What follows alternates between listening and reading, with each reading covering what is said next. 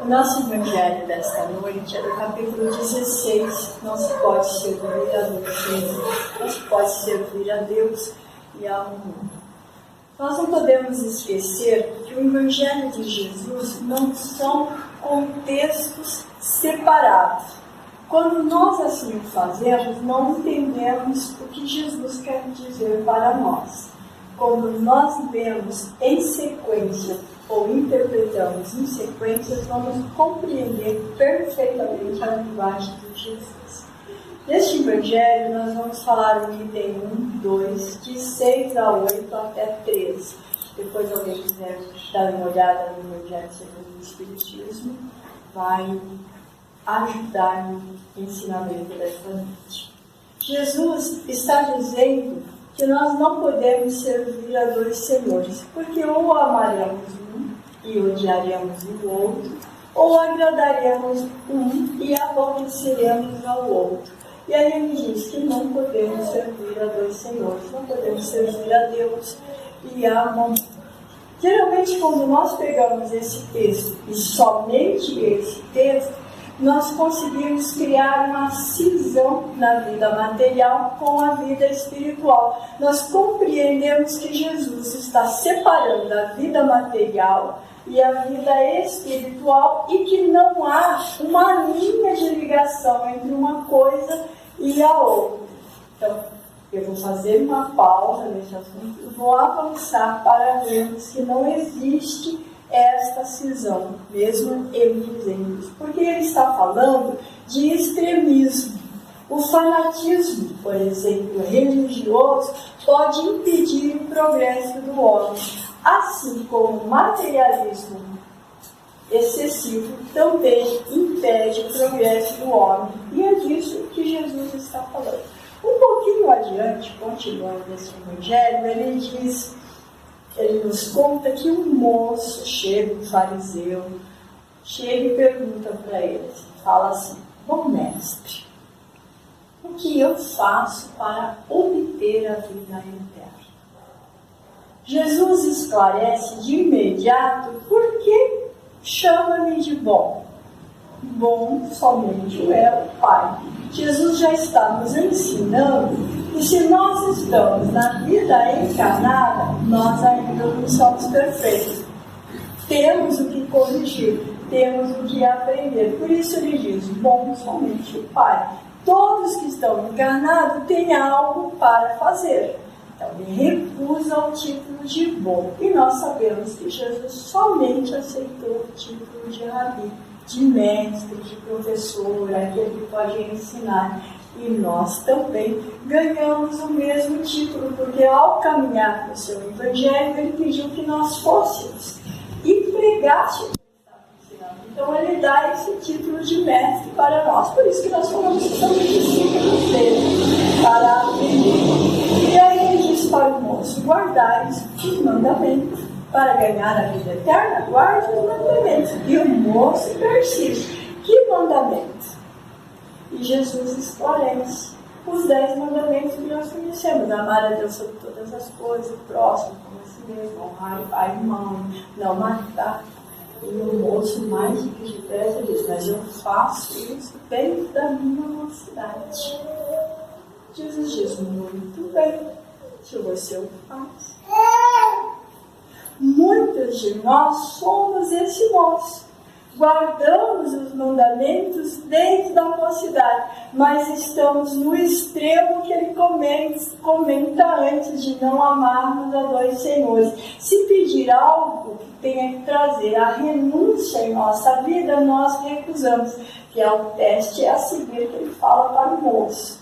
Muito bem, então só falta uma coisa: e de vender tudo possuís, distribuir aos pobres, venha e siga. O moço fica muito triste. Por quê? Porque ele tinha muitos bens. E ele vai embora. E isso tem até um capítulo à parte, né? Porque o irmão X nos conta na Boa Nova o que acontece com esse moço depois. Mas esse é outro capítulo que depois o João Luiz pode contar para vocês o que ocorreu com esse jovem. Mas o que Jesus está ensinando? no amar, não servir os dois senhores. Se nós temos o extremismo e quando nós temos que fazer uma renúncia, nós vamos ter dificuldade. Se nós estamos encarnados, o que nós temos na nossa vida material? Nada. Tudo nos é emprestado, inclusive o corpo de aperfeiçoamento. E nós deixaremos um dia. De que maneira que nós vamos despertar na espiritualidade para ganhar esse reino eterno? Chegaremos nus? Chegaremos cruz? Chegaremos com aqueles tesouros dos céus que Ele nos recomenda? Essa coisa que Ele está falando. E aí a gente diz, realmente, está vendo? Servir os dois senhores. Jesus está falando da cisão entre a vida material e a vida espiritual. Porque até Jesus comenta quando o moço vai embora, é mais fácil, é muito difícil um rico entrar no reino dos céus. É mais fácil um camelo passar no fundo de uma agulha do que um rico entrar no reino dos céus. Nem um rico vai entrar no reino dos céus.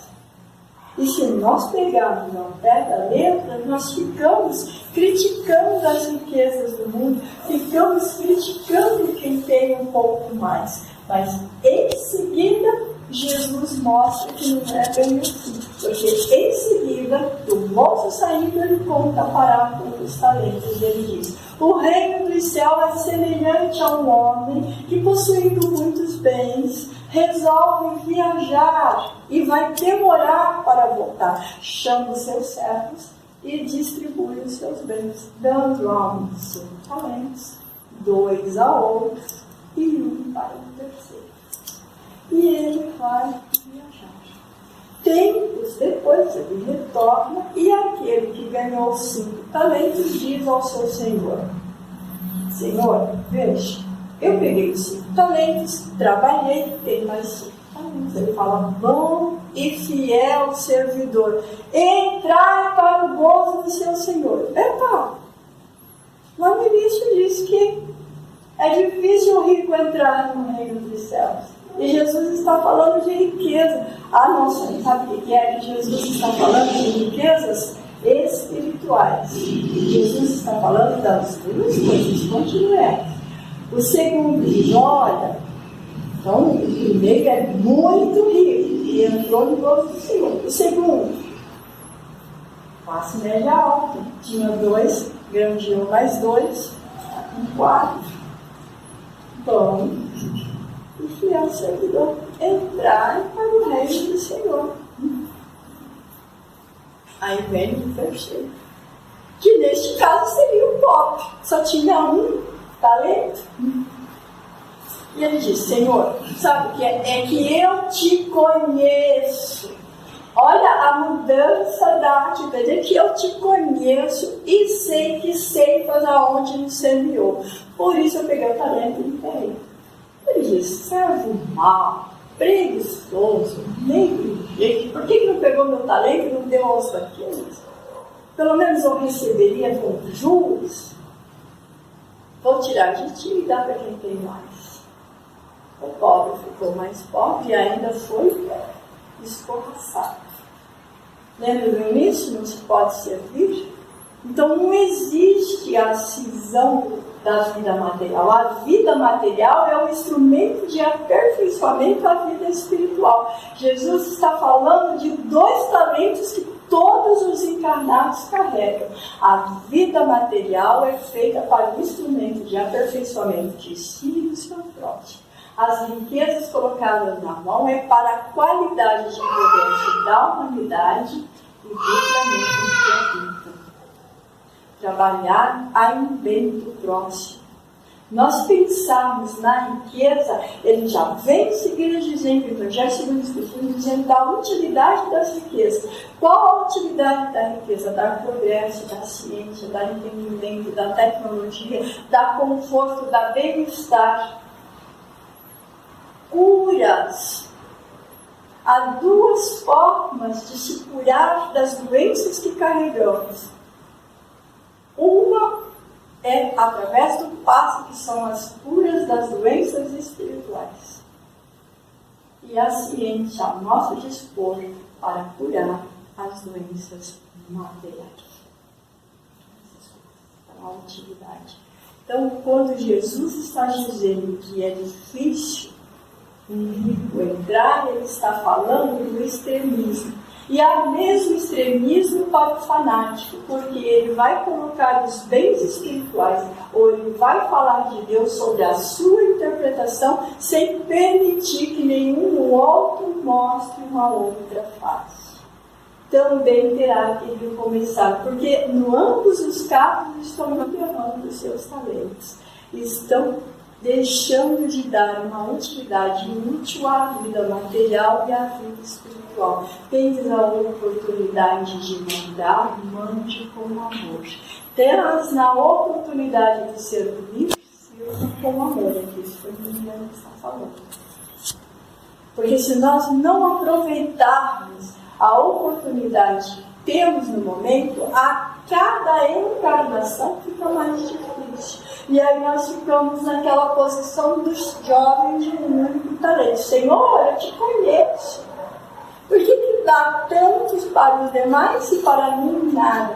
Nós ficamos olhando as nossas dificuldades como se ela fosse culpa da espiritualidade, como se ela fosse culpa de Deus. E as nossas dificuldades estão relacionadas com a maneira como nós agimos, qual a atitude que nós tivemos, e a nossa atitude, que ação que teve no próximo. Um jovem disse: eu guardo os seus mandamentos desde a minha mocidade. Mas quando ele disse: socorrei-os que estão à sua volta, ele disse: não. E nós às vezes fazemos isso, às vezes somos aqueles jovens. Chegamos na casa espírita e falamos: Senhor, tem misericórdia de nós. Tem misericórdia de mim, estou doente, estou passando por uma prova, por uma dificuldade imensa. Eu sei que está relacionado com o meu passado, mas estou precisando de ajuda. E a espiritualidade se empenha em nos auxiliar. E nós sentimos esse auxílio no passe, ou sentimos esse auxílio no atendimento fraterno, ou no curso, ou no entendimento. Só que quando nós saímos da casa espírita, nós somos aquele jovem. Na hora de distribuir, na hora de compartilhar os talentos que estão em nossas mãos, nós negamos, fechamos as mãos. Eu recebi para mim. Quem quiser que conquiste, que corre atrás. E não é assim que é o Evangelho de Deus. Não é assim que são as leis morais. As leis morais nos dizem que a nossa salvação é pessoal, é individual, mas o progresso é coletivo. Nós temos que auxiliar uns aos outros. É como se nós fôssemos escadas um do outro. Uma hora nós damos o auxílio, uma hora nós recebemos o auxílio. E quando nós recebemos, nós não podemos partir, bater asa e voar, vou para outro mundo que eu já não gosto mais da terra, já alcancei isso. A espiritualidade nos esclarece que todos os irmãos de luz, todos eles, sem exceção, desde o princípio, ao perceber que já são espíritos de luzes, já são espíritos com direito a mundos avançados, recuaram em favor do próprio orbe que lhe acolheu o corpo e lhe deu a oportunidade de crescimento. Nós vemos isso Pedro, nós vemos João, nós vemos todos os evangelistas, nós vemos os primeiros cristãos, e nós vemos mais recente, Bezerra, Euripides, todos junto conosco. Irmão, nenhum deles desistem de nós. Quando nós estamos com dificuldade, nós apelamos a quem? A eles, que a espiritualidade nos acuda. Então eles não nos dão as costas, eles fazem aquela atitude, aceitam aquele chamado que Jesus disse. Então, ide, vendei tudo que tens, distribuídos aos pobres e vinde, segue-me. É disso que Jesus está falando. Dar o que tem, dar o melhor de si, os seus tesouros, as suas riquezas, os seus talentos. Vide como a parábola dos talentos tem as duas faces, a material e a espiritual. E ainda continuando esse evangelho, fala de por que há a desigualdade das riquezas, que muitas vezes nós reclamamos, nossa, um tem tanto, o outro tem tão pouco. Uns conseguem uma beijada, cai no colo, e não precisa nem pescar. Chega no rio, os peixes já vêm na sua rede. Outros tem que implorar. Muitas vezes nós falamos isso. Muitas vezes a gente diz assim: será que você quebra na cruz? Ou então, como uma amiga minha achou chocolate na cruz, que não é possível. Por que nós falamos isso? Por que nós sentimos isso? Porque nós estamos aprendendo e nós temos que lembrar que Jesus nos ensinando. O Pai trabalha todos os dias. Se o Pai trabalha todos os dias, há entre nós espíritos riquíssimos, tá bom? Há espíritos riquíssimos de conhecimento, de evolução em torno de nós. Mas há espíritos começando nas primeiras tentativas, logo após a individualidade. Então, lógico que ele sabe mais e trabalha de maneira diferente do outro. E mesmo que nós dividíssemos a riqueza igualmente entre nós, em pouco tempo, aquele que já está caminhando há mais tempo estaria mais avançado do que o outro. Então, a desigualdade da riqueza é, acima de qualquer coisa, colocar à prova aquele que já sabe mais, para ver se ele realmente sabe distribuir, para ver se ele realmente sabe trabalhar em favor do próximo, doando com a recomendação de Jesus, e de fazer o mesmo. Que possamos assim, o tempo terminou, que possamos dessa maneira nos pensarmos no Evangelho de Jesus, manter essa meditação para que ele vai tornar fácil. O que estamos fazendo com os talentos que recebemos? O que estamos fazendo com a riqueza da vida e os tesouros da espiritualidade em nossa vida? O que nós estamos fazendo para o nosso progresso, para o nosso crescimento e o progresso e o crescimento do nosso próximo e o progresso e o crescimento do outro terra? Que Jesus nos abençoe, nos encha de muita paz e que possamos ter uma semana maravilhosa.